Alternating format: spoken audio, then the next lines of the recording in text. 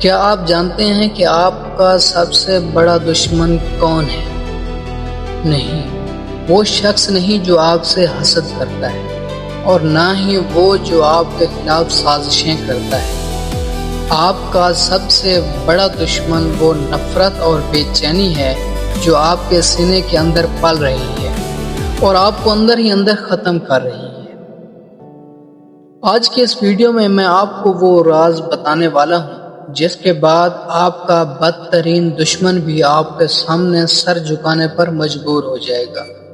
ہم صرف باتیں نہیں کریں گے، بلکہ میں آپ کو وہ نفسیاتی ہتھیار دوں گا جس سے آپ لوگوں کے دل جیتنا سیکھ جائیں گے۔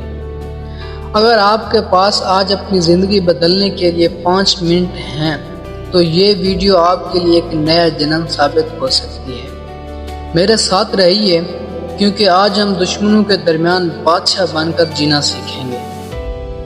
حضرت علی علیہ السلام کا فرمان ہے، اپنے دشمن کو قابو کا بہترین طریقہ یہ ہے کہ تم اس کی برائی کا جواب اتنی بڑی اچھائی سے دو کہ اسے اپنی اوقات نظر آنے لگے۔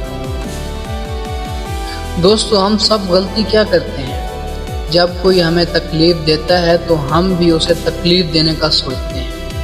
ہم سوچتے ہیں کہ اس نے ہمارے ساتھ یہ کیا ہے، ہم اس کے ساتھ ڈبل کرنا چاہیے۔ لیکن نفسیات کہتی ہے کہ جب آپ کسی کی برائی کا جواب برائی سے دیتے ہیں تو آپ اسے مزید طاقتور کر دیتے ہیں، لیکن جب آپ اسے خاموشی اور احسان سے جواب دیتے ہیں تو اس کے اندر کی انا ٹوٹ پھوٹ کر شکار ہو جاتی ہے۔ وہ شخص جس نے آپ کے لیے گڑھا کھودا تھا، جب وہ آپ کو اسی گڑھے کے پاس کھڑا ہو کر مسکراتے ہوئے دیکھتا ہے تو اس کی ہمت جواب دے جاتی ہے۔ اگر ایک شخص نے برا آپ کے ساتھ کیا اور آپ نے بھی اس کے ساتھ برا کیا تو آپ اور اس میں کوئی فرق نہیں ہے۔ آپ ایک اچھے انسان بنیں اور اسے معاف کر دیں۔ ایک قدیم زمانے کا قصہ ہے کہ ایک سپہ سالار نے اپنے بادشاہ سے کہا، حضور، آپ کے دشمن سرحدوں پر جمع ہو رہے ہیں، ہمیں انہیں ختم کر دینا چاہیے۔ بادشاہ نے مسکرا کر کہا، میں ان سب کو ختم کر دوں گا۔ کچھ مہینوں بعد سپہ سالار نے دیکھا کہ وہی دشمن بادشاہ کے دربار میں بیٹھے ہنس رہے تھے، باتیں کر رہے تھے اور بادشاہ ان کی خاطر تواضع کر رہا تھا۔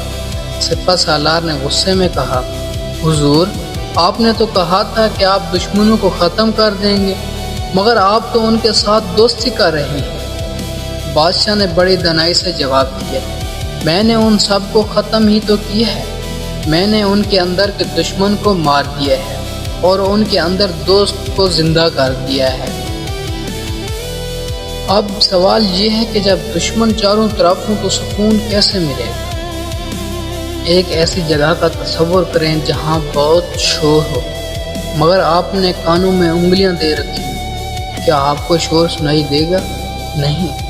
اس طرح دنیا کی باتیں اس وقت تک آپ کو دکھ نہیں دے سکتی جب تک آپ انہیں اپنے دل میں داخل ہونے کی اجازت نہ دیں۔